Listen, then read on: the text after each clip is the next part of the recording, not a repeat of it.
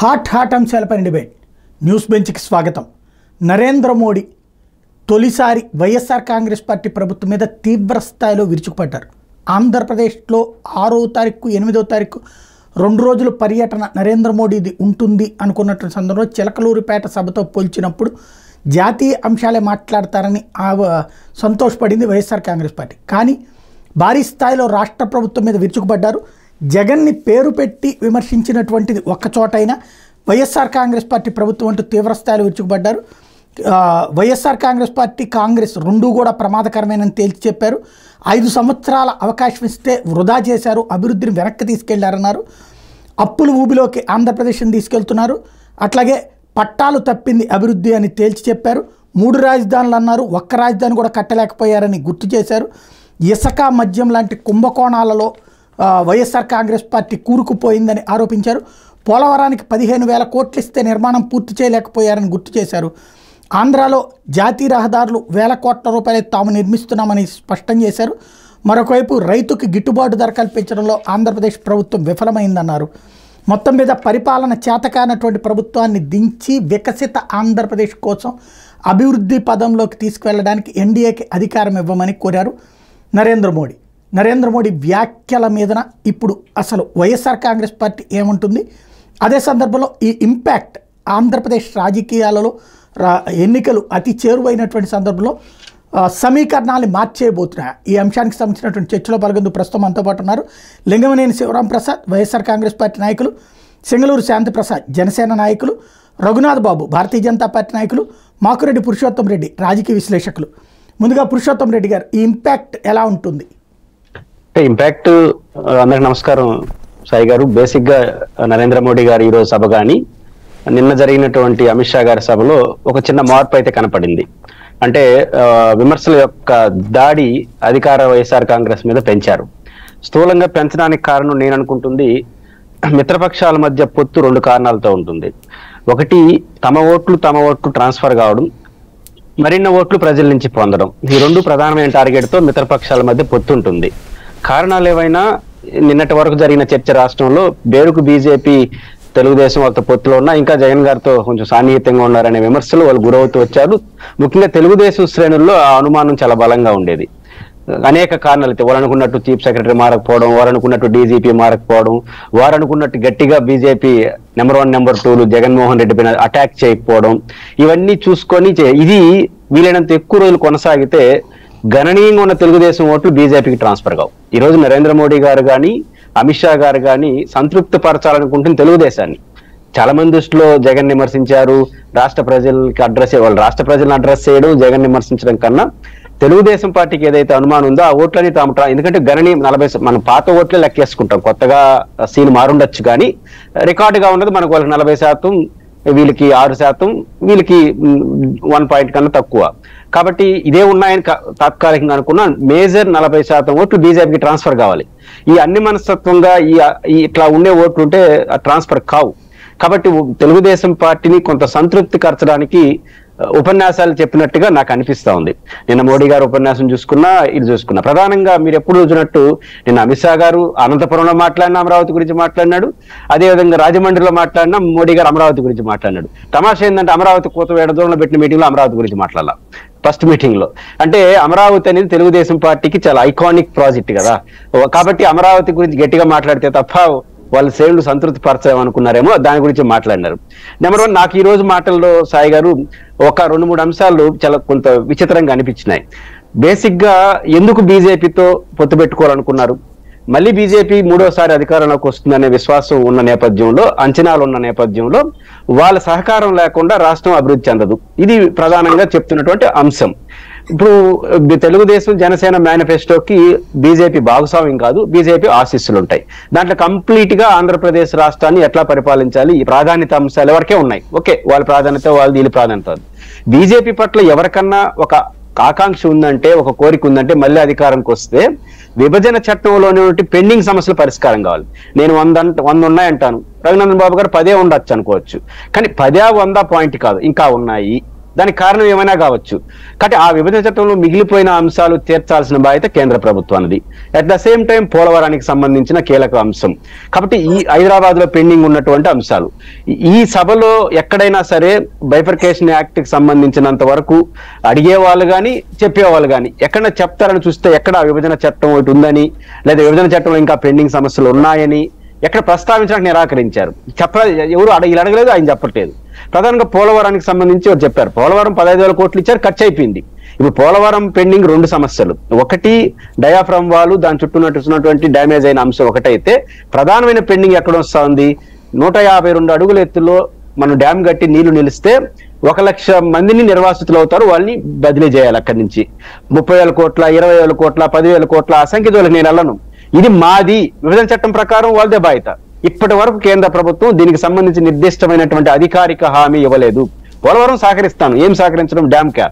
కాబట్టి ఇప్పుడు ఈ రోజు సభలోనైనా 152 అడుగుల ఎత్తులో నీళ్లు పెడితే దానికి తగినటువంటి నిర్వాసితులు ఉన్నారు, దాన్ని మేము పరిష్కరిస్తాము, ఎంతనా కావచ్చు అమౌంట్.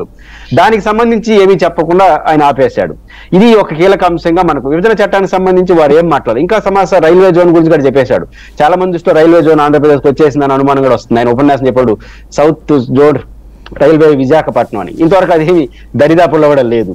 కాబట్టి మోడీ గారు ఉపన్యాసం మొత్తం నాకు అనిపించింది జగన్ గారిని టార్గెట్ చేయడం ద్వారా, అంటే ప్రభుత్వాన్ని టార్గెట్ చేయడం ద్వారా కీలకమైనటువంటి అంశం తెలుగుదేశం పార్టీని సంతృప్తి పరచాలి, తెలుగుదేశం ఓట్లు ట్రాన్స్ఫర్ పైన ఎక్కువ దృష్టి పెట్టారని నాకు ప్రధానంగా అనిపిస్తుంది. అది ప్రధానంగా ఈ రోజు ప్రధానమంత్రి నరేంద్ర మోడీ గారి సభలో వ్యక్తం చేసిన అభిప్రాయాలుగా నేను చూస్తాను. ఇంకా సభలో మాట్లాడిన మిగతా వాళ్ళు కూడా, లోకేష్ గారు కూడా ఈరోజు చాలా బాగా మాట్లాడారు, మెచ్చుకోవాల్సిన విషయం. చాలా అద్భుతం. ఎంతకు మాట్లాడినంటే వరుసగాని పవన్ కళ్యాణ్ గారినేమో అన్నయ్య అన్నాడు, వరుసకు పెద్దమ్మనేమో గారు అనేసాడు. అంటే ఓట్లు ఇప్పుడు పవన్ కళ్యాణ్ ఓట్లు కావాలనుకున్నాడేమో. చాలా బాగా రాజకీయంగా లోకేష్ గారు కూడా చాలా అద్భుతంగా మాట్లాడినట్టు అనిపిస్తుంది. ఇంకా నాకు ఒక వ్యాఖ్య అయితే, ట్రాన్స్లేటర్ నాకు హిందీ సరిగ్గా అర్థం కాదు, మీరైనా చెప్పాలి. ట్రాన్స్లేటర్ చెప్పిన దాన్ని నాకు అర్థమైనంత మేరకు ఉమ్మడి ఆంధ్రప్రదేశ్ లో చంద్రబాబు నాయుడు గారి ప్రభుత్వం ఆంధ్రప్రదేశ్ ని అగ్రగామి నిలబెట్టింది. ఇప్పుడు విడిపోయిన ఆంధ్రప్రదేశ్ లో జగన్మోహన్ రెడ్డి గారు రివర్స్ లో నడుపుతున్నాడు. నాకేం అభ్యంతరం లేదు, ఆ విమర్శలు వైసీపీ సమానం చెప్పుకుంటారు. ఇంతకు చంద్రబాబు నాయుడు గారికి ఏ రోల్ ఇచ్చారో నాకు అర్థం కాల. ఉమ్మడి ఆంధ్రప్రదేశ్ లో అగ్రగామి ఓకే, విడిపోయిన ఆంధ్రప్రదేశ్ లో చంద్రబాబు నాయుడు గారు ఏ రోల్ చేశాడు, దాన్ని చెప్పకుండా దాచాడా, లేదా ట్రాన్స్లేటర్ సమస్య, లేదా భాష సమస్య అర్థం కాదు. ఎందుకంటే సాయి గారు, మీరు మోడీ గారు ముగింపు అంటే నేను అనేది ఈ గొడవ అయిన తర్వాత, తెలుగుదేశం జనసేన ఈ 3 విడిపోయిన తర్వాత, బీజేపీ నుంచి తెలుగుదేశం వచ్చేసిన తర్వాత చంద్రబాబు నాయుడు గారి గురించి 2 తీవ్రమైన వ్యాఖ్యలు నరేంద్ర మోడీ గారు చేశారు. ఎండ్ ఆఫ్ ద డే, 5 ఏళ్ల పరిపాలనంతరం చంద్రబాబు నాయుడు గారు ఆంధ్రప్రదేశ్ హెరిటేజ్ కోసం కాకుండా సొంత హెరిటేజ్ కోసం పనిచేసినాడు. ఈ వ్యాఖ్యలు చాలా సీరియస్ గా చేశాడు. రెండోది సన్ రైజ్, ఎస్ఓఎస్ అన్న కాకుండా ఎస్యూఎస్ అన్న కోసం ప్రయత్నించాడు. ఈ 2 తీవ్రమైన ఆరోపణలు చేశాడు. అంటే మొదటి చంద్రబాబు నాయుడు పరిపాలన కూడా తిరోగమనమే కదా బీజేపీ లెక్క ప్రకారం. మరి ఆ ఉమ్మడి ఆంధ్రప్రదేశ్ లో బాగా పరిపాలించాడని విడిపోయిన ఆంధ్రప్రదేశ్ కి కాదన్నాడా, లేదా దాన్ని సైలెంట్ లో పెట్టదలుచుకున్నాడా అనేది నాకు అర్థం కాల దాని యొక్క అర్థం. కాబట్టి వారు రాజకీయ విమర్శలు చేశారు, వైసీపీ మీద చేసిన విమర్శలు వైసీపీ వాళ్ళు సమానం చెప్పుకుంటారు, 2 ప్రజలు చూసిన వాళ్ళు ఉంటారు. ఇంకొక తమాషగా నాకు అనిపించింది ఏంటంటే, అమిత్ షా గారు మన అనంతపురం సభలో రిజర్వేషన్స్ గురించి మాట్లాడాడు. కానీ రాజమండ్రి సభలో నరేంద్ర మోడీ గారు ఎక్కడ రిజర్వేషన్స్ గురించి మాట్లాడాల. ఇది వ్యూహాత్మకమా ఏంటో మనకు అర్థం కాదు. కానీ మొత్తం మీద ఈ సభ మాత్రం విజయవంతమైంది. వాళ్ళు చెప్పదలుచుకున్న అంశాలు సూటిగా చెప్పారు. కాకపోతే ప్రధానంగా అనిపిస్తుంది ఆంధ్రప్రదేశ్ ప్రజలను కాకుండా వాళ్ళు తెలుగుదేశం శ్రేణులను అడ్రస్ చేసినట్టుగా నాకు ఈరోజు సభ ద్వారా అర్థమవుతుంది. రైట్. శాంతి ప్రసాద్ గారు. నమస్తే సార్, మీకు ప్యానల్లో ఉన్న పెద్దలకు, సోదరులకు, చూస్తున్న వీక్షకులకు, చాలా మంది ఇప్పటి వరకు ఏం చెప్పారంటే, ఈ కూటమి మేనిఫెస్టోకి కానీ లేదా ఈ కూటమికి కానీ నరేంద్ర మోడీ గారి ఆశీర్వాదం లేదు, బీజేపీ ఆశీర్వాదం లేదు అని పుంకాలుగా పత్రికా ప్రకటన పెట్టి పేపర్లు చూపించి, అందులో మా బందరు పిచ్చోడైతే మరీ ప్రత్యేకంగా చెప్పడం జరిగింది. మరి ఈరోజు నిన్న అమిత్ షా గారిది, ఇప్పుడు మోడీ గారి సభ చూశారు. మరి ఇప్పుడు ఏం పత్రికా సమావేశం పెడతారో కూడా చూడాలి. కూటమికి సంబంధించి, కూటమి పార్టీలకు సంబంధించి, వారికి సంబంధించిన ఆ మేనిఫెస్టో అంశాలకు సంబంధించి వికసిత ఆంధ్రప్రదేశ్, ఆయన మొదటి నుంచి కూడా వికసిత భారత్ అని చెప్తుంటారు ప్రధాని గారు నరేంద్ర మోడీ గారు. ఈ రోజు వికసిత ఆంధ్రప్రదేశ్, వికసిత భారత్లో భాగం కాబోతున్నారు. జూన్ 4 తర్వాత అన్ని రాష్ట్రాల్లో ఎక్కడైతే ఎలక్షన్ జరుగుతున్నాయో విధానసభకి ఎన్డీఏ కూటమి అధికారంలో రాబోతున్నారు. అంటే ఆంధ్రప్రదేశ్ కూడా ఒరిస్సాకు వెళ్తున్నాం. పైగా ఈ రాష్ట్ర ప్రభుత్వాన్ని ఉద్దేశించి డెవలప్మెంట్ జీరో, కరప్షన్ ఫుల్ అంటే ఆయన మాటలు 3 క్యాపిటల్స్ 3 రాజధానులకు సంబంధించి చెప్పాడు. ఏ ఒక్కటి కట్టలేదు అన్నాడు. తర్వాత ఆ జూన్ 4 తర్వాత మేము పరిష్కరిస్తాం. తర్వాత పోలవరం సంబంధించి కూడా మాట్లాడటం జరిగింది. ఉత్తరాంధ్ర సుజల స్రవంతి ప్రాజెక్టుల గురించి కూడా మాట్లాడటం జరిగింది. రైల్వే జోన్ గురించి చెప్పారు. ఇప్పుడు పురుషోత్తరావు గారు అది గురించి చెప్పారు. ఆయన యొక్క మంత్రం ఏంటంటే రిఫార్మ్, పెర్ఫార్మ్, ట్రాన్స్ఫార్మ్. మీకు ఈ 3 పదాల్లోనే భావం అంతా అర్థమవుతుంది. ప్రతి అంశాన్ని విడమరిచి ఒక్కొక్క దాన్ని అరటిపొడు తొక్కల్చినట్లు పెట్టాలి అన్నట్లుగా చెప్పాలి అంటే ఇప్పుడు ఉన్న ఎన్నికల సభల్లో ఉన్న తక్కువ సమయంలో ప్రతి అంశం మీద చర్చించడం అనేది జరగదు. కానీ ప్రతి అంశం మీద జూన్ 4 తర్వాత ఏర్పడే కూటమి ప్రభుత్వం దృష్టి పెడుతుంది, సమస్యలు పరిష్కరిస్తుంది. అందులో రాష్ట్ర విభజన చట్టానికి సంబంధించిన అంశాలు కూడా ఉంటాయి. వాటికి సంబంధించిన ఏవే విద్యా వ్యవస్థలో ఏర్పాటు చేయడం జరిగింది అనే అంశాలు కూడా చెప్పడం జరిగింది. అయితే పురుషోత్తం గారు ఏమంటారంటే సంబంధించి షెడ్యూల్ సంబంధించిన వాటి పరిష్కారం మాటలు అది ఇప్పుడు మాట్లాడాల్సిన అవసరం ఏముంది? వచ్చే కూటమి ప్రభుత్వం పరిష్కారం చేస్తే అది రాష్ట్ర ప్రజలకైతే అర్థమవుతుంది. మరి దాన్ని మళ్ళీ ప్రత్యేకంగా విడమర్చి విపులీకరించి చెప్పాలి, చెప్పకపోతే ఎట్లా అంటే దానికి మా దగ్గర సమాధానాలు ఉండవు. ఇప్పుడు మరలా ఇప్పుడు బహిరంగ సభ జరగకపోతే ఇప్పుడు మన డిబేట్ జరుగుతున్న సమయంలో అక్కడ సభ జరుగుతుంది. నేను ఇప్పుడు చూసాను చంద్రబాబు నాయుడు గారు స్పీచ్ ఒకటి అనకాపల్లి చూశాను. అయిపోయినాయి అనకాపల్లి, రాజమండ్రి రెండే కదా ఇవాళ. ఇంకా నేను అనకాపల్లి చూడలేదు. ఇంకా అనకాపల్లిలోనే ఇది చెప్పింది ఉత్తరాంధ్ర సుజల స్రవంతి. అలాగే రాముడి గుడి, మేమేం రాముడి గుడి కట్టిస్తే ఇక్కడ గుళ్ళు గోల కొడుతున్నారు. ఇక్కడ సంతుష్టీకరణ బీజేపీ చెందిన ఫేస్బుక్ చూసి నేను చెప్తున్నాను ఈ యాప్. ఓకే, వాళ్ళు ఇంకా అప్డేటెడ్గా లేరేమో. అంటే నేను దాన్ని చూసి మాత్రం ఇప్పుడు ఎందుకంటే మీ డిబేట్ కోసం అదే లేదు అనకాపల్లిలో అయిపోయింది. ఎస్పెషల్లీ అక్కడ ఈ పాయింట్స్ చెప్పారనమాట. అదే అక్కడ కూడా ఇసుక మద్యం అంతా మాట్లాడారు. అక్కడే విశాఖ రైల్వే జోన్ గురించి కూడా చెప్పారు. Rajahmundry airport, fishing harbour, Kakinada పోర్టుకి ఫిషింగ్ హార్బర్తో కనెక్టివిటీ ఏర్పాటు చేస్తాం. అట్లాగే ఆంధ్రాలో జాతీయ రహదారులు వచ్చారు. భాష గురించి, రాజమండ్రిలో భాష గురించి, సంస్కృతి గురించి, మత వ్యాప్తికి సంబంధించిన అంశాలు కూడా మాట్లాడుతుంది. ఇట్లా పలు అంశాలు సృష్టించుకుంటూ వెళ్ళాడు. ఆయన పెద్ద మనిషి తరహాగా మాట్లాడేప్పుడు మన లోకల్ రాజకీయాల్లో ఏమైపోయిందంటే ప్రతి దానికి ఘాటుగా మసాలా వేస్తే తప్ప మిగతా రాజకీయ పార్టీలకు అంటేట్టుగా లేదు, జనాలకు కూడా ఆస్వాదించే సాటిస్ఫాక్షన్ ఉండట్లే. అయితే ఒక్క డౌట్ ఏంటంటే ఇప్పుడు లాస్ట్ ట్రిప్ మీరు ఒకసారి గుర్తు తెచ్చుకుంటే ఎక్కడో సరే మమతా బెనర్జీని విమర్శించారా లేదా, శరద్ పవార్ విమర్శించారా లేదా, అక్కడికి వెళ్ళట్లేదు. లాస్ట్ ఎలక్షన్స్లో గుర్తు తెచ్చుకోండి ఒకసారి. చంద్రబాబు నాయుడు పేరు లోకేష్ గురించి మాట్లాడారు పిత అని చెప్పి. అప్పుడే కదా నాకు కొడుకున్నాడు ఇవన్నీ మాట్లాడుకొచ్చింది. ఇక్కడ అసలు జగన్మోహన్ రెడ్డిది జగన్ రెడ్డి అని ఒక్కటి అనకాపల్లిలో మాత్రం మాట్లాడారు. మిగతాది వైసీపీ గవర్నమెంట్ అవినీతి ఇదంతా మాట్లాడారు. అయితే అట్లాంటి తరహా ఉన్నట్టేనా ఇది? అక్కడ జరిగింది ఏంటంటే చంద్రబాబు నాయుడు గారు మోడీ గారి వ్యక్తిగత అంశాలు లేవనెత్తారు కాబట్టి ఆయన కూడా సమాధానం చెప్పడం కోసం ఎత్తారు. కానీ ఇక్కడ జగన్ రెడ్డి నేరుగా మోడీ గారి గురించి ప్రస్తావన చేయట్లా. జగన్ రెడ్డి అంత్యవాసులు లేవనెత్తున్నారు మాటలు తప్ప. కాబట్టి అప్పుడు 40 సమాధానం అదే ఉంటుంది అంటారా? ఇప్పుడు ఆయన మీరు ఇచ్చే గౌరవాన్ని బట్టి ఆయన గౌరవాలు ఇస్తున్నారు అనేది మీరు అర్థం చేసుకుంటే సమాధానం జరుగుతుంది. Good right. లింగమనేని గారు ఏమంటారు? ఓవరాల్ గా చెప్పాలంటే ఈ కూటమి తీసుకున్న నిర్ణయాలకి కేంద్ర ప్రభుత్వ ఆశీర్వాదం ఉంటుంది. సంక్షేమ పథకాల గురించి ఎత్తలేదండి ఆయన. ఈ కూటమి చేసే పనులకి ఆయన అందుకనే చెప్పింది సంక్షేమ పథకాలకు ఆశీస్సులు తర్వాత వచ్చే కూటమి ప్రభుత్వం దానికి సరైన రీతిలో స్పందిస్తుంది అన్నాడు. రైట్. లింగమనేని గారు ఏమంటారు? సాయి గారు నమస్కారం, మీకు ప్యానల్ వారికి.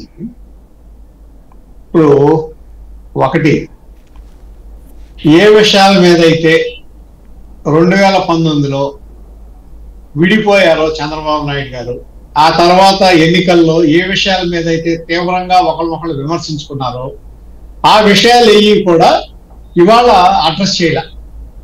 ఇప్పుడు ప్రత్యేక హోదా గురించి మాట్లాడారు. ఆ రోజు ఏది ప్రత్యేక హోదా ఇవ్వలేదని చెప్పి చంద్రబాబు నాయుడు గారు ధర్మ పోరాట దీక్షలు పెట్టి అక్కడ తీవ్రంగా విమర్శించారు. సరే, ఎన్నికలప్పుడు మోడీ గారు వచ్చారు, పోలవరం చంద్రబాబు గారికి ఏటీఎం అన్నారు, సన్ రైజ్ కోసం ఈయన ప్రయత్నం చేస్తున్నారు అన్నారు, ఏపీ హెరిటేజ్ కోసం కాదు హెరిటేజ్ కోసం ఆయన మొత్తం ప్రయత్నం చేస్తున్నాడు అన్నారు, రకరకాలుగా మాట్లాడారు. సరే, తర్వాత చంద్రబాబు నాయుడు గారు దానికి మోడీ గారికి అసలు ఫ్యామిలీ లేదు, ఆయన కుటుంబం తెలుసు, I'm proud of my son, my grand son, ఇవన్నీ చెప్పారు. సో ఇవన్నీ అక్కర్లో ఆ రోజున కానీ ఇప్పుడు కానీ. కానీ ఏదైతే ఇష్యూ మీద మీరు డిఫర్ అయ్యారో, బేసిక్ గా దేని మీద డిఫర్ అయ్యారు? మీరు ప్రత్యేక హోదా ఇవ్వలేదు కాబట్టి మేము డిఫర్ అవుతున్నాం, ఆ రోజున అలయన్స్ నుంచి బ్రేక్ అవుతున్నాం అని చెప్పి డిఫర్ అయ్యారు. ఈ 5 సంవత్సరాల్లో దాని మీద ఇవాళ మీరు అలయన్స్ కుదుర్చుకున్నారంటే దాని మీద ఏమన్నా ఒక చిన్న హామీ అన్నా వచ్చిందా? లేదు. ఇదిగో ఇక్కడ ఈ విభజన హామీలు ఇన్ని ఉన్నాయి అపరిష్కృతంగా, వీటిలన్నింటినీ నేను క్లియర్ చేస్తానని ఏమన్నా చెప్పారా? అది లేదు.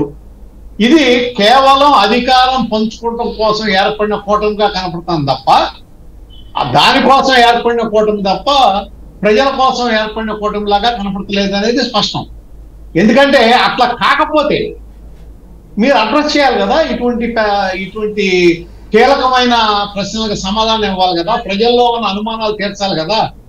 కేవలం ఇందాక సాయి గారు మీరు అన్నట్టు ఓటు ట్రాన్స్ఫర్ కోసమే విమర్శించడం కాకుండా ప్రజలకి అనుకూలంగా, రాష్ట్రానికి అనుకూలంగా ఏమి హామీలు ఇస్తున్నారనేది కూడా ఇక్కడ కావాల్సిన విషయం. ప్రజలు దాన్ని కూడా గమనిస్తుంటారు. ఇక్కడ నేను ఒకటి, మోడీ గారు విమర్శించింది రాజధాని అవకాశం తీసుకోలేని 15,000 కోట్లు ఇచ్చేవాడిని అని చెప్పారు. మరి ఇదే 15,000 కోట్లు చంద్రబాబు నాయుడు గారు ఉన్నప్పుడు, మీరు అలయన్స్ లో ఉన్నప్పుడు ఎందుకు ఇవ్వాల? రాజధానికి కాదు, అది పోలవరం.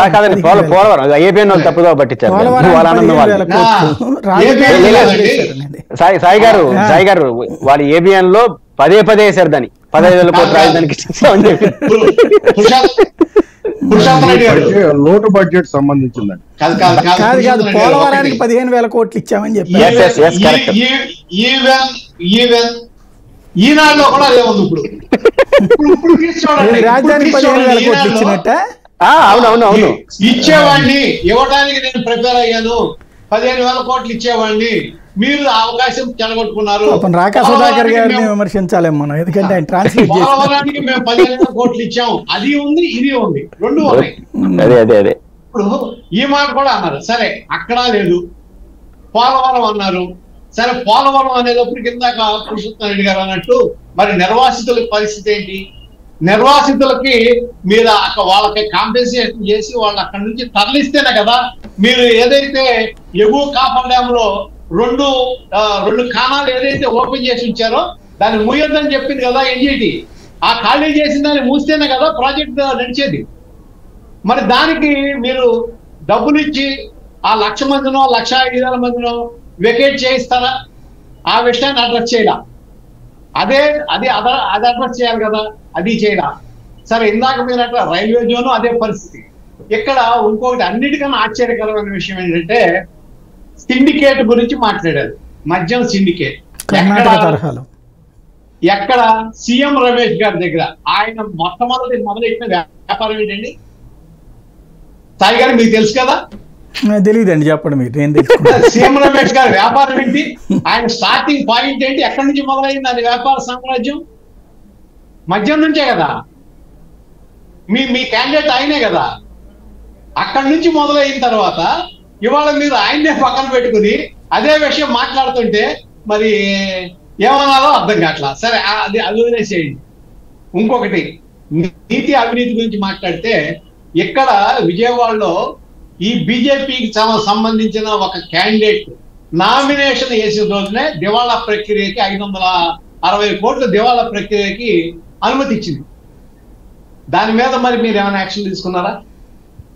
వ్యక్తిగత దివాళా ప్రక్రియకి ఆర్డర్ ఇచ్చింది. అంటే ఎటువంటి క్యాండిడేట్స్ ని మీరు పెట్టినట్లు లెక్క. సరే, అది అట్లాంటి పెట్టండి. మరి అప్పులు చేస్తున్నారన్నారు, మీరు చేయట్లేదా? కేంద్రం అప్పులు చేయట్లేదా? మేము రోడ్డు వేసాం, ఐఏసాం, చేసాం. మీకు వచ్చిన డబ్బులు ఎక్కడి నుంచి వస్తున్నాయి? రాష్ట్ర ప్రభుత్వం నుంచి వచ్చినాయి కదా, జీడిపి నుంచి వాటి నుంచి వచ్చినాయి కదా. మీకు వీటి నుంచి వస్తున్నాయే కదా. మీ ఇక్కడి నుంచి వచ్చిన ట్యాక్స్లే కదా తిరిగి మీరు ఇస్తుంది. దీన్నే మరి తీసుకుని మేమే ఇచ్చామంటే సరే, మీరు ఇచ్చారు మంచిదే, కానీ ఎక్స్ట్రా ఏమన్నా ఇచ్చారా? ఏదైతే ఈ రాష్ట్రానికి హక్కుగా వచ్చే నిధులు ఉన్నాయో దాన్నే కదా మీరు ఇస్తుంది. ఏమన్నా ఎడిషనల్ బెనిఫిట్ ఇస్తే ఇదిగో మీకు 1000 కోట్లు రావాలి, మేము 5000 కోట్లు ఇచ్చాం, ఈ 4000 కోట్లు మాయని చెప్పండి. మీరు రోడ్లు వేస్తా ఉంటారు పోర్ట్లకి. మరి జగన్మోహన్ రెడ్డి గారు అభివృద్ధి లేదంటున్నారు. 4 పోర్ట్లు కడుతున్నారు కదా, ఫిషింగ్ హార్బర్లు కడుతున్నారు కదా, ఫిష్ ల్యాండింగ్ హార్బర్లు 6 కడుతున్నారు కదా. హార్బర్లు కడితే రోడ్డు వేస్తామని చెప్తున్నారు మీరు, కానీ హార్బర్ కట్టింది ఎవరు? కడతాంది ఎవరు? అది అభివృద్ధి కదా. నాడు నేడులో స్కూల్స్ బాగు చేస్తే అభివృద్ధి కదా. దాదాపు 30,000 కోట్లతో ప్రతి విలేజ్ లోనూ, అలాగే మీరు ఆర్బీకేలు కానీ, గ్రామ సచివాలయాలు కానీ, లేకపోతే హెల్త్ సెంటర్ కానీ కడితే అది అభివృద్ధి కదా. మరి 8,500 కోట్లతో మీకు 17 మెడికల్ కాలేజీలు కడతంటే, 17 నర్సింగ్ కాలేజీలు కడతంటే అది అభివృద్ధి కదా. వీటిలన్నింటినీ ఏమన్నారు మనం? దాదాపు 70-80,000 కోట్లు ఖర్చు పెడుతున్నారు కదా, క్యాపిటల్ ఎక్స్పెండిచర్. ఇదంతా అభివృద్ధి కదా. ప్రసాద్ గారు ఒకసారి మేనిఫెస్టో చూస్తే మళ్ళీ 14 మెడికల్ కాలేజీ కట్టామని ఇప్పుడు ఇచ్చారు. 17 మీరు కట్టలే, 5 కట్టారు, ఇంకా 12 అవ్వాలి. కాదండి, అవన్నీ ప్రాసెస్ లో ఉన్నాయి కదా, కడుతున్నారు కదా. ఇప్పుడు ఒక రోడ్డు మోడీ గారు రోడ్డు వేస్తాం అన్నారు, మొత్తం అయిపోయిందా? ఆ రోడ్డుకి నిధులు కేటాయించారు, పని జరుగుతుంది అన్నారు కదా. మనం ఇప్పుడు మెడికల్ కాలేజీ కట్టేసామని చెప్పారు. మళ్ళీ ఇప్పుడు ఓకే 17 మెడికల్ కాలేజీలు కడుతున్నారు. ఇప్పుడు 14గా కాదు శాంతిప్రసాద్ గారు, అంటే 17 కాదు, నాడు నేడులో కూడా మొత్తం 45,000 46,000 స్కూల్స్ ఇంకా అవలా, ఫేజ్ బై ఫేజ్ అవుతుంది. కానీ నిధులు దానికి ఇంత ఇవ్వాలి, ఇది మా క్యాపిటల్ ఎక్స్పెండిచర్ ఖర్చు పెడుతున్నాం కదా. రైట్. దాన్ని ఇంకా డెప్త్కి వెళ్ళేటట్లు అడ్డు పెడితే ఇవాళ దీనికన్నా మోడీ స్పీచ్ వరకు కన్ఫైన్ అవుదామండి. మళ్ళీ మనం వేరే వైపుకి వెళ్ళిపోతే ఇష్యూ డైవర్ట్ అయిపోతుంది. అంటే అభివృద్ధి లేదన్నారు కాబట్టి, అభివృద్ధి లేదన్నారు కాబట్టి అభివృద్ధి ఉంది అని చెప్పడం కోసం మాత్రమే నేను చెప్తున్నా. రైట్. సరే, ఇంకోటి అన్నిటికన్నా ముఖ్యమైన విషయం, ఇవాళ ల్యాండ్ టైటిలింగ్ యాక్ట్ అది ఏదో ఘోరం జరిగిపోతుంది, గగ్గోలు పెడుతున్న తెలుగుదేశం పార్టీ అదే మాట మోడీ గారి ముందు ఎందుకు ఎత్తలేదు? ఈ ఈ టైటిలింగ్ యాక్ట్ ని ఇక్కడ రద్దు చేస్తాం, ఇక్కడ లేదు అని ఏదైతే ప్రపోజల్ పెట్టారో అది కేంద్ర ప్రభుత్వం నుంచి వచ్చిన ప్రపోజల్ ని మాకు వద్దు అని అదే మీటింగ్ లో చెప్తే బాగుండేది. ప్రజలకి ఇంకా ధైర్యంగా ఉండేది. ఒకవేళ అన్యాయం అనుకుంటే ధైర్యంగా ఉండేది కదా. అదెందుకు చెప్పలేకపోయారు? ఇప్పుడు ఇవన్నీ కేవలం అధికారం కోసం, అధికారం పంచుకోవడం కోసం చెప్పే మాటలు కాకుండా ఇవాళ ఏదైతే మోడీ గారు విమర్శించారో అదే విమర్శ 2019లో చంద్రబాబు నాయుడు గారు విమర్శించారు. తర్వాత బీజేపీ మిత్రులు కూడా చాలా మంది, నాకు తెలిసి నాకున్న స్నేహితులు చాలా మంది ఈ పొత్తు విషయంలో చంద్రబాబు నాయుడు గారు అన్నిట్లోనూ డామినేట్ చేసి ఆయన అనుకూలంగా ఒక వ్యక్తికి వినబిలిటీ లేదని, ఒకరికి ఓట్ ట్రాన్స్ఫర్ అవ్వదని చెప్పి ఆ విధంగా తనకు అనుకూలమైన వ్యక్తి వచ్చే వరకు కూడా చేశారనేది ఒక అపవాదం ఉంది. అయితే మన రఘునాథ్ బాబు గారు కూడా ఉన్నారు. ఈ మధ్యన నేను కూడా విన్నా వారు మాట్లాడింది. వీటిల్లో బీజేపీలో కూడా అసంతృప్తి ఉంది అనే విధంగా ఆయన కూడా మాట్లాడారు. దానికి కూడా ఆయన సమాధానం చెప్తే బాగుంది. రైట్. రఘునాథ్ బాబు గారు.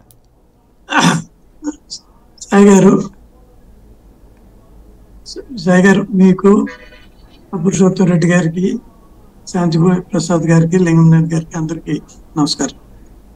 ఇవాళ మోడీ గారి పర్యటన ఏదైతే ఇప్పుడు కొన్ని విషయాల మీద క్లారిటీ రావాల్సి ఉందో అది వచ్చింది.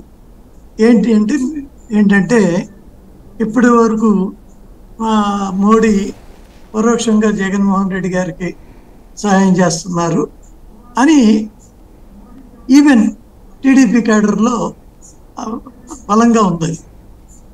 అది ఇవాళ మీటింగ్తో అది క్లారిఫికేషన్ వచ్చింది. దాని గురించి ఇక ఇష్యూ లేదు. అంటే ఆ జగన్మోహన్ రెడ్డి గారి మీద చేసిన విమర్శ కానీ టీడీపీతో ఉన్నటువంటి సఖ్యత విషయంలో ఆయన మాట్లాడినట్టు కానీ దీంతో రెండు పార్టీల్లో ఓటర్స్ కానీ క్యాడర్ కానీ అభిమానులు కానీ ఒక క్లారిటీ వచ్చింది. రెండోదిగా అందాక పురుషోత్తం రెడ్డి గారు అన్నట్టు మరి ఎందుకు అసలు టీడీపీతో పెట్టుకోవాలి, ఎందుకు పెట్టుకోవటం అంటే మేము 400 మొత్తంగా రీచ్ అవ్వాలి అలయన్స్ ఎన్డీఏ అనేటటువంటి ఉద్దేశంలో ఒక పెద్ద ఎయిమ్.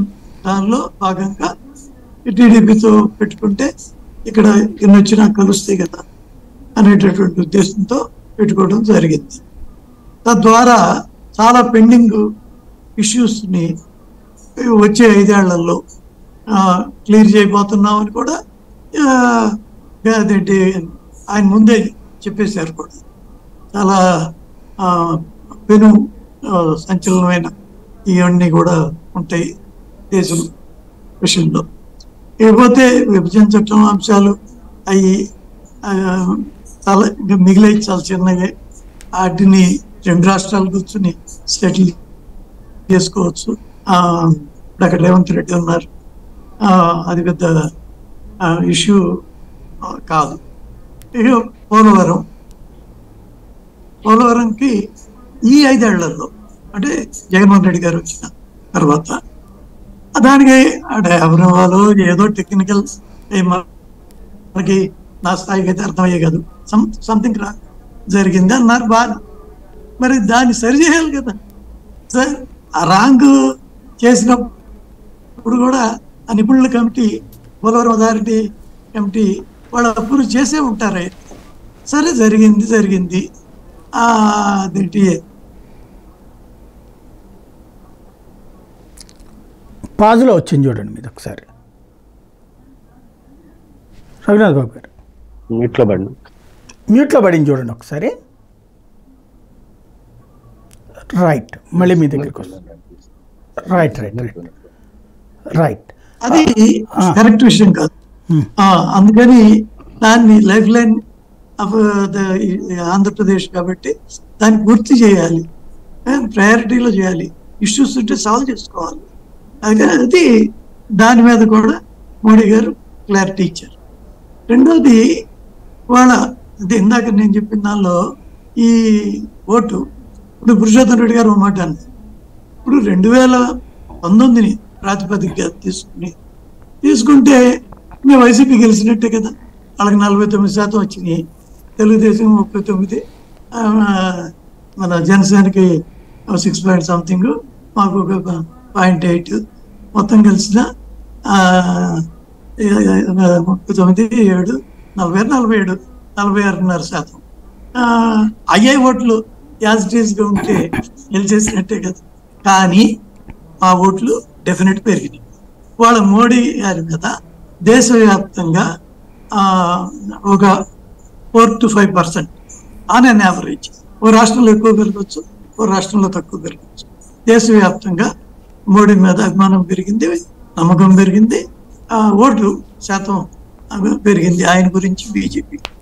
అది ఏదో ఉత్తర దేశంలో లేకపోతే పశ్చిమ దేశంలో అక్కడెక్కడో వచ్చినాయి, ఇక్కడ వస్తే ఇక్కడ కాదు అనేది కూడా లేదు. తమిళనాడులో కేరళలో ఈ ఓటు పెరగటం అనేది 19కి ఇప్పటికి మనం చూడబోతున్నాం. అంతేకాదు మన దాయాది రాష్ట్రమైన తెలంగాణలో నేను ఖచ్చితంగా చెప్పగలను, కాంగ్రెస్ కన్నా బీజేపీకి ఎక్కువ లోక్సభ స్థానాలు రాబోతుంది. అంటే ఈ పెరిగినటువంటి ఓటు ఇక్కడ ఆంధ్ర ఇన్ని చోట్ల పెరిగినప్పుడు ఆంధ్రాలోనూ ఉంటుంది కదా ఆ పెరుగుదల. ఆ పెరిగింది ప్రాపర్గా ఇవాళ అలయన్స్కి ట్రాన్స్ఫర్ అవ్వాలి, అది లక్ష్యం.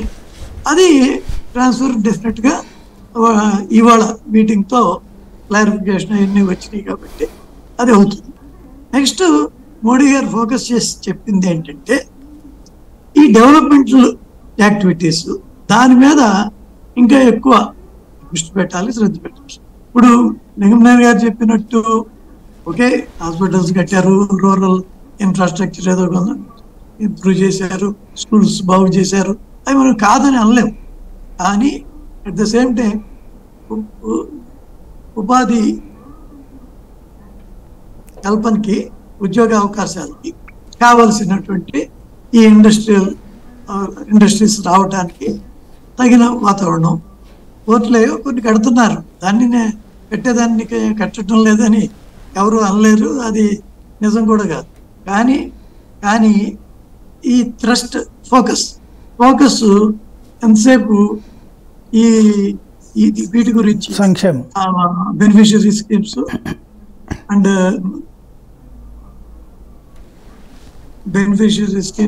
తర్వాత విలేజ్ డెవలప్మెంట్ దాని వరకే. కానీ ఉద్యోగ అవకాశాల విషయంలో వాళ్ళ ఆయన ఏమేమి చెప్పారు అక్కడ,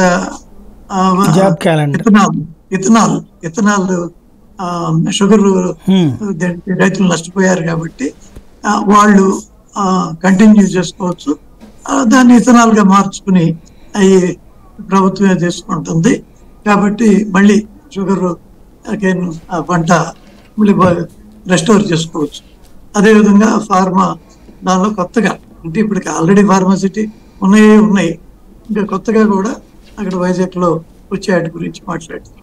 అలాగే ఇండస్ట్రియల్ కారిడార్స్, నేషనల్ హైవేస్లో అసలు దేశం మొత్తంలో ఆంధ్ర ఎంత రాష్ట్రం, 25 పార్లమెంట్ స్థానాలే కదా, 80 స్థానాలు ఉన్న యూపీ ఉంది, లేకపోతే 45 స్థానాలు ఉన్న మహారాష్ట్ర ఉంది, 42 స్థానాలు ఉన్న బెంగాల్ ఉంది. అయినప్పటికీ కూడా నేను గర్వంగా చెప్పగలను, highest national highways under construction కానీ లేదా పూర్తి చేసినవి కానీ ఆంధ్రాలో ఉన్నాయి. అది ఆయన ఫిగర్స్తో సహా చెప్పారు.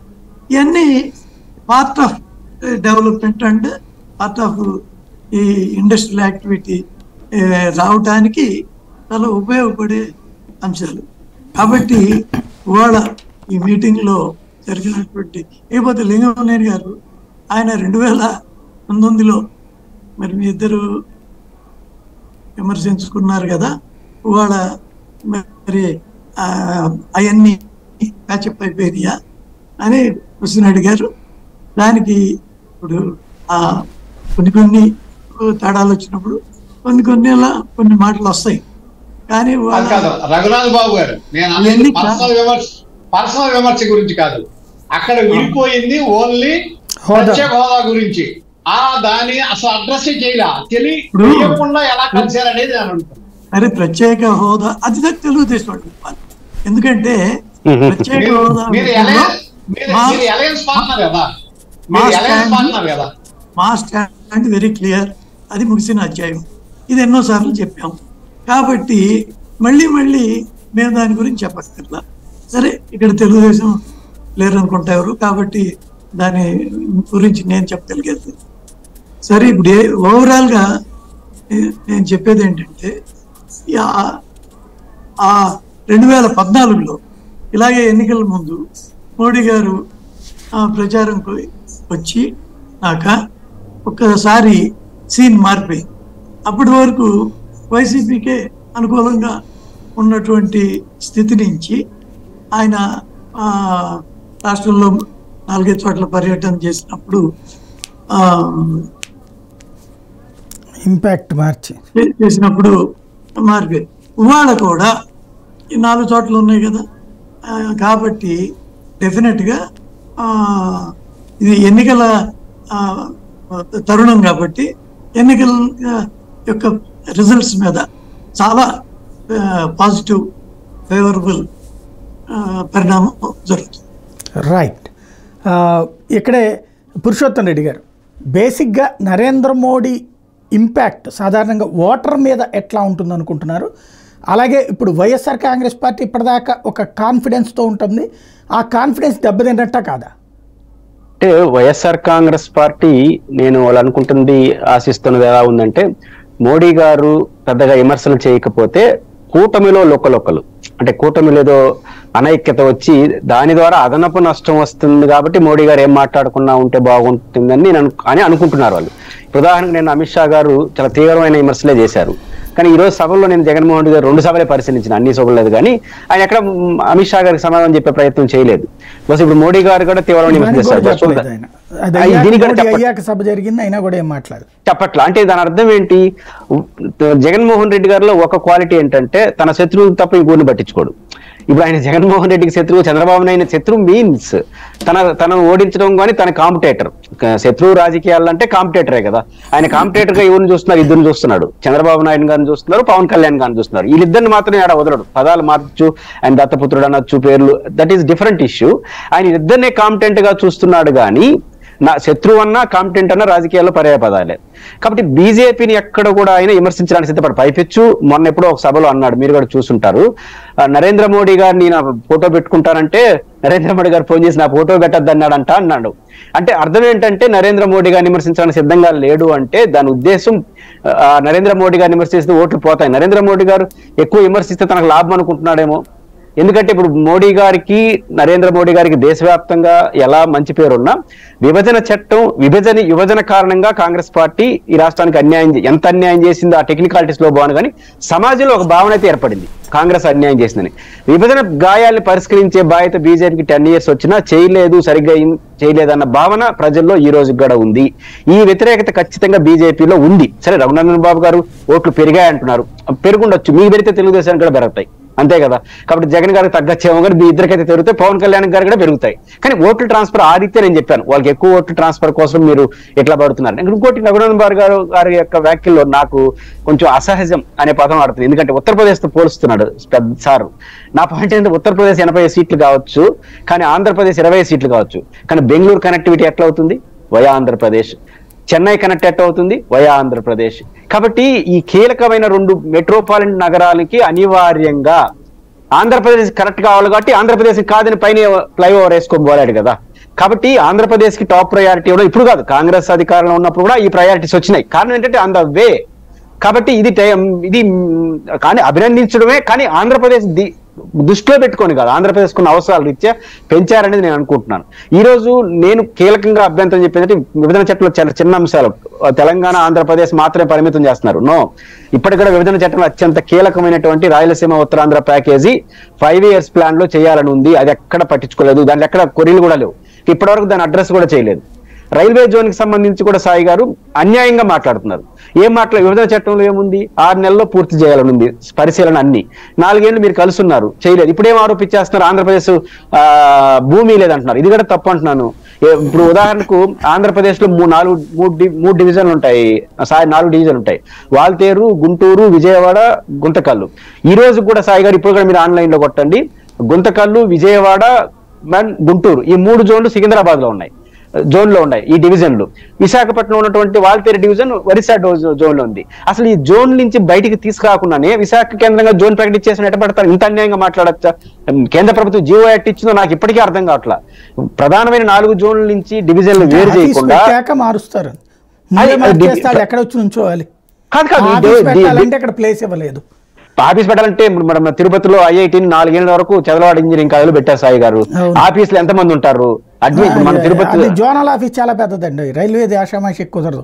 ఈ కాలేజీ కాబట్టి క్లాసులు పెట్టేయచ్చు. నేను అనుకున్నది 500-600 మందితో పని ప్రారంభించవచ్చు. 500-600 మంది పెట్టలేరు కదా. 500-600 మందిని విశాఖపట్నంలో ఒక అకామిడేట్స్ ఒక ప్రైవేట్ కార్యాలయం దొరకదా సార్? అట్లా కష్టం. అట్లా రైల్వే బెటర్, అట్లా ప్రైవేట్ వాటిలో. ఇప్పటివరకు నేను 12 జోన్లు స్టడీ చేశాను, అన్ని నిర్మించి మాత్రం ఎక్కడ పెట్టలేదు. వాళ్ళు స్టెప్ బై స్టెప్ ఉంటాయి. వైజాగ్ లో అట్లా బిల్డింగ్ లేదు, జోనల్ ఆఫీస్ లేవు కదా. వాళ్ళు జోనల్ ఆఫీస్ పెట్టదలుచుకుంటే అది పెద్ద ఇష్యూ కాదు. హైదరాబాద్ విశాఖపట్నంలో జోనల్ ఆఫీస్ పెట్టచ్చు. నేను 10 ఏళ్ళు అవుతాను ఇంతవరకు కీలకమైన డెసిషన్ తీసుకోకుండా.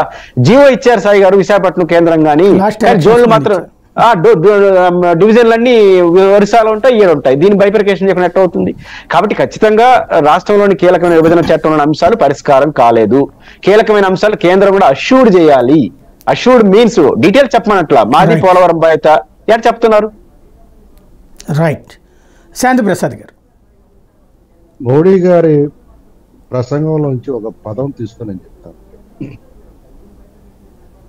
He maintained on May 13th, you have to vote for the future of Andhra Pradesh. The English version చెప్తున్నాను. This time, Andhra Pradesh has Modi's guarantee, Chandrababu's leadership, and our trust in Pawan Kalyan ji as well. Our victory will form a double-engine government in Andhra Pradesh. I have one more request. Tell everyone here that Modi has greeted them. ఇప్పుడు విభజన చట్టంలో హామీలు ఈ 9-10 schedule గురించి పూర్తయినంటే చిన్నపిల్లని అడిగి చెప్తారు, అవి ఇంకా నెరవేరలేదు, ఇంకా పెండింగ్ లోనే ఉన్నాయి, జూన్ 4లో తెలుసుకోవాలి. అయితే అప్పటికి జూన్ 4 కౌంటింగ్ అయ్యి జరగదు. ఆ జూన్ 2 విభజన తారీఖు ప్రభుత్వం ఏర్పాటు అనేది ఫలితాలు వచ్చేది జూన్ 4 కాబట్టి తర్వాతే ప్రభుత్వం ఏర్పడుతుంది. ఏది ఏమైనా ఒక విషయం చెప్తాను సార్, ఆంధ్రప్రదేశ్ రాష్ట్రానికి రాజధాని ఏది అనేది మరి మీరు చెప్పినట్లుగా జూన్ 1వ తారీఖు అర్ధరాత్రి 12 గంటలకల్లా డిసైడ్ అయిపోవాలి. ఆ రోజుకి మరి ప్రభుత్వం ఉండదు కాబట్టి డిసైడ్ అవ్వదు కాబట్టి విభజన చట్టం హామీ అమల్లోకి వచ్చేస్తుంది. తెలంగాణకి హైదరాబాద్ వెళ్ళిపోతుంది, ఆంధ్రప్రదేశ్కి అమరావతి అనేది స్థిరీకరణ జరుగుతుంది. కాకపోతే ఏంటంటే రాటిఫికేషన్ చేయాల్సి వస్తుంది తప్పితే అప్పటికప్పుడు ప్రకటన చేయడం జరగదు, ఎందుకంటే ప్రాక్టికల్ డిఫికల్టీస్ కాబట్టి. మనం నరేంద్ర మోడీ గారు ఆయన ట్విట్టర్ హ్యాండిల్ చూసాను, అంటే ఎక్స్ హ్యాండిల్ ఇప్పుడు అయింది, YSR Congress has entirely wasted it's 5 years term. ఆయన స్పష్టంగా ఆయన ట్విట్టర్ హ్యాండిల్ గత ట్విట్టర్ హ్యాండిల్లో పెట్టాడు. ఆయన ఈ ప్రభుత్వం మీద విమర్శ చేయలేదు అంటే కాదు, గౌరవప్రదంగా విమర్శ చేశాడు. ఆయన కరప్షన్ ఫుల్, డెవలప్మెంట్ నిల్, ఇట్లా చెప్పుకుంటూ వచ్చి ఇక మా సోదరుడు ఇప్పుడు కొత్తగా వైసీపీలో జాయిన్ అయిన మా సీనియర్ శివరాం ప్రసాద్ గారు పలు ప్రశ్నలు లేవదీశారు. పురుషోత్తం గారి ఎనాలిసిస్ కాబట్టి ఆయన ఆ వాక్ స్వాతంత్రం ఉంటుంది కాబట్టి ఆయన మాటలకు నేనేం అభ్యంతరం పెట్టదలుచుకోలేదు. ఆయన ప్రజాబాహుళ్యంలో ప్రశ్నలు చొప్పించి వాటికి సమాధానం ఎందుకు రాదని అడగచ్చు. కానీ శివరాం ప్రసాద్ గారు అడగటం, అందులో వైసీపీ తరఫున అడగటంలోనే కొంచెం నేను ఆశ్చర్యపోతుంది. ఎందుకంటే అలయన్స్ కుదుర్చుకునే ముందు చిన్నపాటి హామీలు కూడా తీసుకోలేదు మోడీ గారి దగ్గర విభజన చట్టానికి సంబంధించి. మీకేమన్నా తెలుసా బయటికి?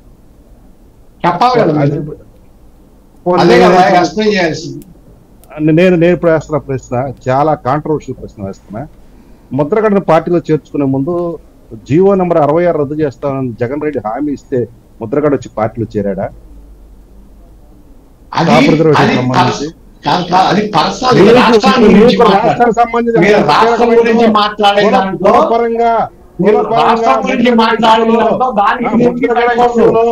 ఇది కూడా అంతే కాంట్రవర్సీ. 2018లో అలయన్స్ ఎందుకు బ్రేక్ అయింది, మళ్ళీ ఏమి కుదిరిందని అదే అలయన్స్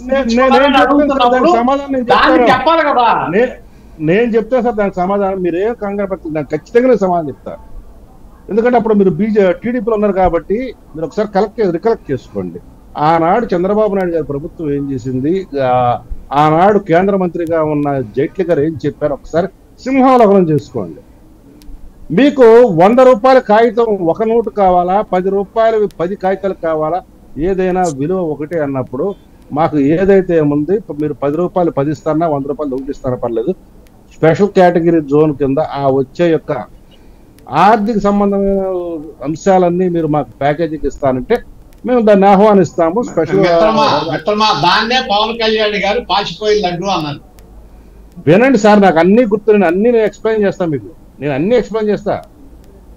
అప్పుడే పవన్ కళ్యాణ్ గారు విభేదించి మంగళగిరి సభలో అక్కడ పెడతాం జరిగింది, ఆవిర్భావ సభ. అయితే అక్కడ జరిగింది ఏంటి, మనం లీగల్ ప్రాసెస్ మాట్లాడుతున్నాం. రాజకీయ పార్టీలు చేసే రాజకీయ ఎత్తుగడలు విద్యాశాఖ గురించి కాదు. చంద్రబాబు నాయుడు గారి ప్రభుత్వం ఆ రోజు దాన్ని అసెంబ్లీలో తీర్మానం చేసి కేంద్రానికి పంపించింది. ఆనాడు ఉన్న కేంద్ర మంత్రి జైట్లీ గారు, మీరు ఒక ఎస్క్రో కమిటీ ఏర్పాటు చేయండి, ఈ నిధులు మేము పంపిస్తాం, స్పెషల్ పర్పస్ వెహికల్ ఒకటి ఎస్పీవి ఏర్పాటు చేయండి, మేము నిధులు పంపిస్తామని కూడా చెప్పడం జరిగింది. అయితే ఆనాడు ఎస్పీవి ఏర్పాటు చేయలేదు, క్వాంటిఫై చేయడం జరిగింది, అమౌంట్ ఎంత అనేది క్వాంటిఫై చేయడం జరిగింది. ఆ ప్యాకేజీ బదులు తీసుకుంటే ఎంత వస్తుంది అనే దాని మీద అక్కడ కేంద్ర ప్రభుత్వం కానీ రాష్ట్ర ప్రభుత్వం కానీ అక్కడ విభేదాలు అక్కడ ఉన్నట్టు లేదు. ఏం లేదు, 15,000 కోట్లు ఇస్తారు. జగన్ రెడ్డి ప్రభుత్వం ప్రత్యేక హోదా మీద ఏది యువభేరీలో ఏదో సభలు పెట్టి యూనివర్సిటీల్లో చెడదిరిగేసేసి చెప్పింది కదా. మరి తన ప్రభుత్వం వచ్చిన తర్వాత మళ్ళీ ఆంధ్రప్రదేశ్ అసెంబ్లీలో ఆ గత ప్రభుత్వం చేసిన అసెంబ్లీ రిజల్యూషన్ రద్దు చేసి మాకు చిచ్చి మాకు అది వద్దు, మాకు ఆ ప్యాకేజీ వద్దు, మాకు ఈ యొక్క హోదానే ముద్దు అని మళ్ళీ కేంద్ర ప్రభుత్వానికి ఏమైనా ప్రతిపాదన అప్పుడే అసెంబ్లీలో తీర్మానం చేసేశారు కదా వాళ్ళు. తెలుగుదేశమే చేసింది. జగన్ రెడ్డి ప్రభుత్వం ఇంకా మళ్ళీ రెండో తీర్మానం అసెంబ్లీలోనే తీర్మానం చేసింది. అది దానికి వైసీపీ కూడా అప్పుడు సపోర్ట్ చేసింది. తర్వాత నాకు ఆ ప్యాకేజీ వద్దు అని రెండోది ప్యాకేజీ వద్దు, హోదా కావాలని చెప్పి తెలుగుదేశమే తీర్మానం చేసింది. అప్పుడు వైసీపీ మద్దతు ఇచ్చింది 2019 ముందే. 19 ముందు జరిగిన ఇంకా మళ్ళీ రెండోసారి అదే తీర్మానం చేయరు కదా. ఎందుకు చేయకూడదండి? ఇప్పుడు మన రాష్ట్ర శాసనసభల్లో గతంలో చేసిన వాటిని మళ్ళీ తిరగతోడితే ఎందుకు చేయాలి? చట్టాలు మార్చేటప్పుడు చేస్తారు, అలా కాదు ఇది వద్దు అన్నప్పుడు. అలాగే సార్, వద్దు అన్నప్పుడు మార్చినప్పుడు చేస్తారు. రాష్ట్ర శాసనసభకి ఎటువంటి తీర్మానం చేసే హక్కు ఉంటుంది, ఇన్ ఇంట్రెస్ట్ ఆఫ్ స్టేట్. ఆ సమయాల్లో ఆ యొక్క పరిస్థితులను బట్టి ఉంటుంది. కాబట్టి జగన్ రెడ్డి యొక్క ప్రయత్నాలు శూన్యం. ఇక రాష్ట్రం ట్యాక్సుల గురించి మాట్లాడారు. రాష్ట్రం నుంచి వెళ్ళే ట్యాక్సులు, మరి మీకు రాష్ట్రంలో ట్యాక్సులు ఎక్కడి నుంచి వస్తున్నాయండి? స్థానిక సంస్థల నుంచి, ప్రజల నుంచే. మీరు జగన్ రెడ్డి జేబులో చాలా తీసిస్తున్నాడు పథకాలకి. కాబట్టి మీరు ఆ ప్రశ్న వేయడం సమంజసం కాదు. తర్వాత ఇంకోటి చెప్తున్నా, ఫిషింగ్ హార్బర్లో మా అందరు ఫిషింగ్ హార్బర్ చెల్లికి పెళ్లి చేయరా మళ్ళీ మళ్ళీ అన్నట్టుగా ఎన్ని గవర్నమెంట్లు వస్తాయి, ఎన్ని గవర్నమెంట్లు కడతాయి, కడుతూనే ఏంటో నాకు అర్థం కాదు. మా బందర్ ఫిషింగ్ హార్బర్ ని ఇప్పుడు 4 సార్లు శంకుస్థాపనలు, 4 ఫిషింగ్ హార్బర్ ఇది కదా, పోర్ట్ కదా ఇది. బందర్ పోర్ట్ వేరండి, పోర్ట్ వేరు, హార్బర్ కూడా అక్కడ అంతేనా? కానీ ఇప్పుడు మరి అట్లాంటి వాళ్ళతోనే కదా మీరు కూడా పొత్తు పెట్టుకుంది. అయితే మీరు కట్టిస్తానంటారు. అలాగే సార్, కిరణ్ కుమార్ రెడ్డి ప్రభుత్వంలో ఫిషింగ్ హార్బర్ స్టార్ట్ అయింది. చంద్రబాబు నాయుడు ప్రభుత్వంలో ఫిషింగ్ హార్బర్ స్టార్ట్ అయింది. ఇప్పుడు జగన్ రెడ్డి ప్రభుత్వంలో కూడా మళ్ళీ ఫిషింగ్ హార్బర్ స్టార్ట్ అవుతుంది. అక్కడ మటుకి మత్స్యకారుల మటుకి సముద్రంలోకి వెళ్తారు, వేటకెళ్తారు, తెచ్చుకుంటారు. ఈ ఫిషింగ్ హార్బర్లు ఏంటో, కొత్తగా ఏర్పాట్లు ఏంటో, దానికి డబ్బులు ఇవ్వటాలు ఏంటో మాకైతే అర్థం కావట్లా.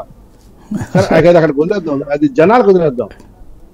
ఇక 17 మెడికల్ కాలేజ్ మొన్నే మీ మేనిఫెస్టోలో మీ జగన్ రెడ్డి చెప్పాడు, మళ్ళీ కొత్తగా 14 మెడికల్ కాలేజీలు మళ్ళీ మేము మేనిఫెస్టోలో పెడుతున్నాం.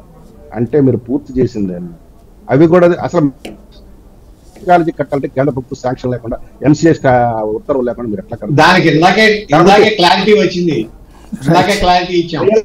మీరు ఇవ్వండి. రైట్ రైట్ రైట్ లింగంనేని గారు, చెరువు చరణమే 17 + 14 లేకపోతే మొత్తం 17 మీరు ఒకటి సింహాలకం 17 కట్టేసామని జనాలకు డప్పేసారు. 25 లక్షలు అండర్ కన్స్ట్రక్షన్. మీ యొక్క గోబెల్స్ ప్రచారం ఎంత దరిద్రంగా ఉంటుందంటే, మీ గోబెల్స్ ప్రచారం, మీ జగన్ రెడ్డి ప్రచారం దరిద్రంగా ఉంటుంది. అన్ని అయిపోయినాయి అన్నట్లుగా అరచేతుల వైకుంఠం చూపిస్తారు, వాస్తవం అక్కడ ఏమి ఉండదు. ఇక ల్యాండ్ టైటిలింగ్ యాక్ట్ గురించి మాట్లాడితే బాగుండేది అన్నారు. ల్యాండ్ టైటిలింగ్ యాక్ట్ భారతదేశంలో తీసుకొచ్చిన ఏకైక రాష్ట్రం ఆంధ్రప్రదేశ్ రాష్ట్రం. కేంద్ర ప్రభుత్వం దాన్ని మోడల్ ముసాయిదా మొదలు పెట్టక ముందే ఆ చట్టాన్ని తీసుకొచ్చి కేంద్ర ప్రభుత్వాన్ని రాజమండ్రి 2016లో పెట్టారు, రాజస్థాన్ లో అన్నారు. చట్టం అవలేదు లేదు. ఇంకా. భూమి రాజస్థాన్ కింద ప్రభుత్వం దాన్ని కర్ణాటకలో కూడా తీసుకొచ్చింది. పెట్టిందని పయ్యావుల కేసు కర్ణాటకలో ఉంది. కర్ణాటకలో ఉన్నట్టుగా మీరు పయ్యావుల కేసు అసెంబ్లీలో స్పీచ్ ఇచ్చింది పయ్యావుల అదే కేశవ్ గారు అసెంబ్లీలో చెప్పాడు 2018 16లో రాజస్థాన్లోను ఇక్కడ కర్ణాటకలో జరిగిందని చెప్పాడు. యాజ్ ఆఫ్ నౌ మీరు చూడండి, ఒక్క ఆంధ్రప్రదేశ్ తప్ప ఏ రాష్ట్రంలో ల్యాండ్ ఇక్కడ అమలు కాలేదు, అక్కడ కూడా అమలు కాలేదని చెప్పారు. చేస్తున్నారని ఇక్కడ చెప్పారు. కూడా అమలు కాదు. ఇక్కడ కూడా అమలు కాదు. అమలులోకి వచ్చింది. మీకు రాదా, రాదా. ఇక్కడ వినండి, లేదండి, వినండి పైలట్ సార్. ప్రాజెక్ట్ కింద చేస్తున్నారు. న్యాయవాదుల చెవులు పూలు పెట్టదు, క్యాబేజీ పూలు పెట్టదు. లేదు. మేము లేదు కోర్టులో ఉందండి శాంతిప్రసాద్ గారు. హైకోర్టు కాదు సార్, మేము హైకోర్టుకి వెళ్ళి నిలుపుదల ఆర్డర్ తెచ్చుకున్నాం. పైలట్ ప్రాజెక్ట్ కదా. కోర్టులో మీరు వినండి, మేము న్యాయవాదులు ప్రాక్టికల్ ప్రాబ్లం ఫేస్ చేసాం. మేము అందుకని కోర్టులో బహిష్కరణ కూడా చేసాం. మేము కేసులు దాఖలు చేస్తే ల్యాండ్ టైటిలింగ్ యాక్ట్ వచ్చింది. మీరు అందరూ ఇవన్నీ తీసుకెళ్లి రెవెన్యూ అథారిటీ అక్కడ దాఖలు చేసుకోమని కోర్టు రిజెక్ట్ చేస్తే అప్పుడు కదా మేము హైకోర్టుకి వెళ్ళి దాని మీద నిలుపుదల ఉత్తర్వులు తెచ్చుకొని మేము ఇప్పుడు ఇంకా యథాతథ స్థితి కొనసాగిస్తుంది. మన రాష్ట్రంలో అమలు కూడా వచ్చింది. అప్పుడు ఆ రాష్ట్ర ప్రభుత్వం ఏం చెప్పింది హైకోర్టుకి, మేము ఇంకా భూ సర్వే చేయలేదు, మేము ఇంకా రూల్స్ ఫ్రేమ్ చేయలేదు, కాబట్టి తాత్కాలికంగా దీన్ని మేము అమలని ఆపుతున్నాము అని హామీ ఇచ్చిన తర్వాత ఆ అండర్టేకింగ్ బేస్ చేసుకొని హైకోర్టు స్టే ఇస్తే యథాతథ స్థితి కొనసాగుతుంది. మీరు అమలకు కూడా తెచ్చారు.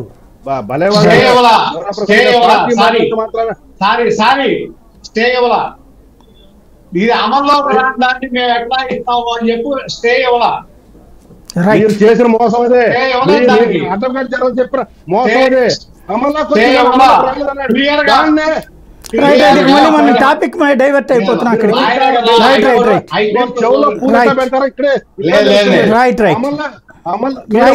శాంతిప్రసాద్ గారు మళ్ళీ టాపిక్ అక్కడికే వెళ్తున్నాం. ఒక్క నిమిషం. రైట్ మళ్ళీ అక్కడికి విడిగా పెడదాం, తర్వాత డిబేట్ దాని వరకు. దానికి విడిగా డిబేట్ పెడదాం సార్. ఇప్పుడు మళ్ళీ టాపిక్ అంతా మోడీ నుంచి అటుకు వెళ్ళిపోతుంది. శాంతిప్రసాద్ గారు అదే సారీ లింగమనేని గారు కంక్లూడ్ చేయండి 2 minutes లో. ఒక్క విషయం నేను శాంతిప్రసాద్ గారితో పూర్తిగా ఏకీపిస్తున్నా. మోడీ గారు అంది trust in Pawan Kalyan, not in Chandrababu.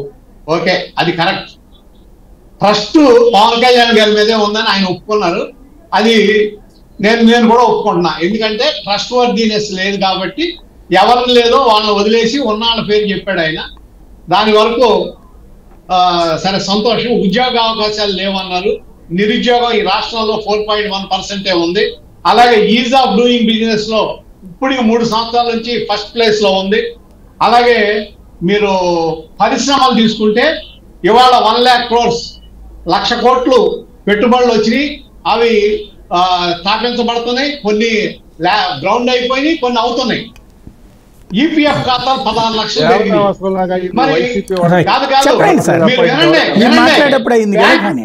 Bank విషయం చూసుకుంటే బ్యాంకులో చూసుకుంటే సిడి రేషియో 60% ఉంటే అది హెల్దీ ఎకానమీ. కానీ ఈ రాష్ట్రంలో 158% ఉందని చెప్పి నేను చెప్పలా, బ్యాంకర్స్ మీటింగ్ లో చెప్పారు. అంటే ఏ విధంగా మీరు ఇక్కడ రాష్ట్రాన్ని పరిపాలన బాగాలేదంటారనేది ఇక్కడ మనం అనేది ఒకటి, అక్కడ ఉన్న ఫ్యాక్ట్స్ ఒకటి. దాంతో పాటు చెప్పండి సార్, అంటే మళ్ళీ టైం పరిమితంగా ఉంది, కంక్లూడ్ చేయండి.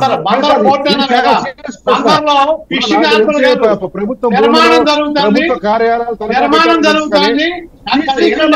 రాష్ట్రంలో ఉన్న సీసీ కెమెరా బ్యాంక్ లో తనఖా పెట్టి 500 కోట్ల రుణం తీసుకొచ్చి టాపిక్ అటు పక్కకి వెళ్ళటం వల్ల ఏమైనా ప్రయోజనం ఉందా? మోడీ స్పీచ్ నుంచి డైవర్ట్ అయిపోవటం వల్ల ఏమైనా ప్రయోజనం ఉందా? మోడీ స్పీచ్ నుంచి డైవర్ట్ అవడం వల్ల ప్రయోజనం ఏమైనా ఉందా? చెప్పండి, ఆయన వాళ్ళకి చెప్పండి సార్. బందరు పోర్టు నిర్మాణం జరుగుతుంటే ఫిషింగ్ హార్బర్ అన్నారు. నా వరకు నేను ఫోటోలతో సహా చూపిస్తాను. ఫోటోలతో సహా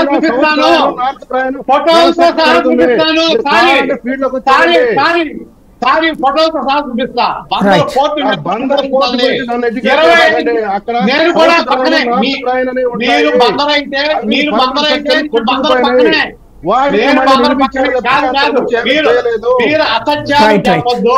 రైట్ ఇద్దరే ఆర్గ్యుమెంట్ తో ప్రజలకి ఏం అర్థం కాదు. ఒక్క నిమిషం కంక్లూడ్ చేద్దాం.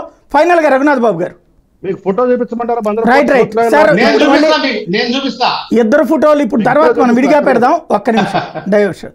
ఫైనల్ గా రఘునాథ్ బాబు గారు ఇప్పుడు వాళ్ళ మోడీ గారు ఈ రాష్ట్రానికి రావడం చాలా రిపీట్ చేయటమే చాలా సమస్యలకి చాలా అన్సర్టనిటీస్ కి ఒక పరిష్కారం దొరికింది. ఒక రోడ్ మ్యాప్, భవిష్యత్తు ఎలాగా ఉండబోతుంది ఈ రాష్ట్రంలో అనేది కూడా ఒక క్లారిటీ వచ్చింది. కేంద్రంలో రాష్ట్రంలో ఒకే సర్కార్ ఉంటే దానివల్ల వచ్చే అదనపు బెనిఫిట్స్ డబుల్ ఇంజిన్ సర్కార్ అని, దానివల్ల వచ్చే సమన్వయం కానీ ఇంకోటి కానీ కానీ ఒకే ఆలోచన కానీ ఒకే డైరెక్షన్లో ఉండటం వల్ల వచ్చాయి. అవన్నీ కూడా వాళ్ళు క్లారిఫికేషన్ ఇచ్చారు. ప్రజలు దీంతో చాలా వరకు సంతృప్తి చెంది ఉంటారు అనేది నా feeling. Thank you very much అండి. శివరాం ప్రసాద్ గారు, శాంతి ప్రసాద్ గారు, రఘునాథ్ బాబు గారు, పురుషోత్తం రెడ్డి గారు.